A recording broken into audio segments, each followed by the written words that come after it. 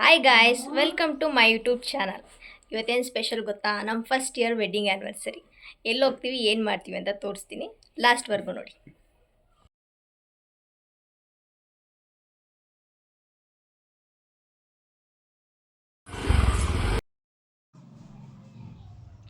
ಹೋಗ್ತಾ ಇದ್ದೀವಿ.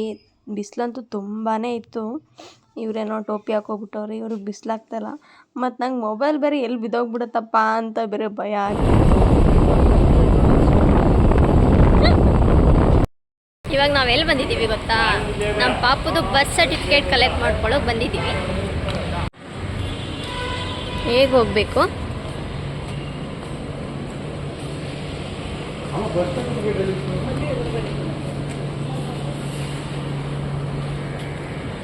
ಮುಂದೆ ನಡ್ಕೊಂಡಿದ್ದೀನಿ.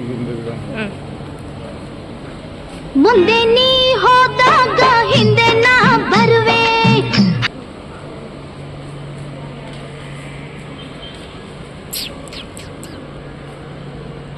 ಎಲ್ಲ ಕಡೆ ಹುಡುಕ್ತಿದ್ದೀವಿ, ಎಲ್ಲಿ ಹೋಗ್ಬೇಕಂತಲೇ ಗೊತ್ತಾಗ್ತಾ ಇಲ್ಲ.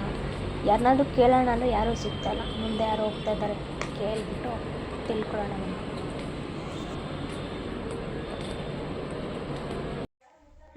ಕೊನೆಗೂ ಸಿಕ್ತು.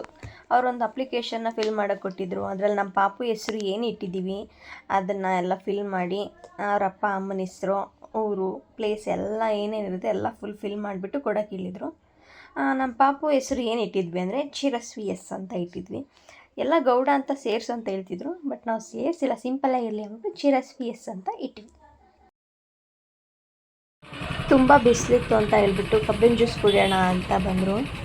ನಾನು ಕುಡಿಯೋಂಗಿಲ್ಲ, ಆದರೂ ಹೆಂಗೆ ಬಿಟ್ಟು ಕುಡಿತಿದ್ದಾರೆ ನೋಡಿ. ಇವಾಗ ಎಲ್ಲಿಗೆ ಬಂದಿದ್ದೀವಿ ಗೊತ್ತಾ?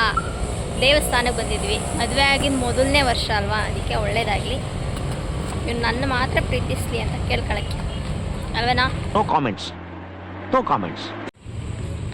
ಹೇಗೇಗೋ ಸೆಲೆಬ್ರೇಟ್ ಮಾಡಬೇಕಂತ ಅಂದ್ಕೊಂಡಿದ್ದೆ, ಬಟ್ ಪಾಪು ಇದೆ ಅಲ್ವಾ, ಎಲ್ಲೂ ದೂರ ಹೋಗೋಕ್ಕಾಗಲ್ಲ ಅಂತೇಳಿ ಇಲ್ಲಿ ಹತ್ರದಲ್ಲಿರೋ ದೇವಸ್ಥಾನಕ್ಕೆ ಬಂದ್ವಿ. ಮಂಡ್ಯದಲ್ಲಿರೋರಿಗೆಲ್ಲ ಆಲ್ಮೋಸ್ಟ್ ಗೊತ್ತಿರುತ್ತೆ, ಕಾಳಿಕಾಂಬ ದೇವಸ್ಥಾನ. ತುಂಬ ಚೆನ್ನಾಗಿದೆ ಇದು. ಇವಾಗೆಲ್ಲ ಮುಗೀತು, ಮತ್ತು ಮನೆಗೆ ಹೋಗ್ತಾ ಇದ್ದೀವಿ. ನೆಕ್ಸ್ಟ್ ಏನು ನೋಡೋಣ. ಮನೆಗೆ ಬಂದ್ವಿ. ಮನೆಯಲ್ಲಿ ಅಮ್ಮ ತಂಗಿ ಎಲ್ಲ ಕೇಕ್ ತಂದು ಕಾಯ್ತಾಯಿದ್ರು. ಕೇಕ್ ಕಟ್ ಮಾಡಿ ಆಯಿತು. ಸಿಂಪಲ್ಲಾಗಿ ಒಂಥರ ತುಂಬ ಖುಷಿ ಅನಿಸ್ತು ಈ ದಿನ. ಏನು ಗ್ರ್ಯಾಂಡಾಗಿ ಸೆಲೆಬ್ರೇಷನ್ ಏನೂ ಇಲ್ಲ, ಸಿಂಪಲಾಗಿ ದೇವಸ್ಥಾನಕ್ಕೆ ಹೋದ್ವಿ. ನನಗಂತೂ ತುಂಬ ಖುಷಿ ಆಯಿತು, ಚೆನ್ನಾಗಿತ್ತು ಈ ದಿನ ನನಗೆ. ಥ್ಯಾಂಕ್ ಯು ನನ್ನ ವಿಡಿಯೋ ನೋಡಿದ್ದಕ್ಕೆ. Keep supporting.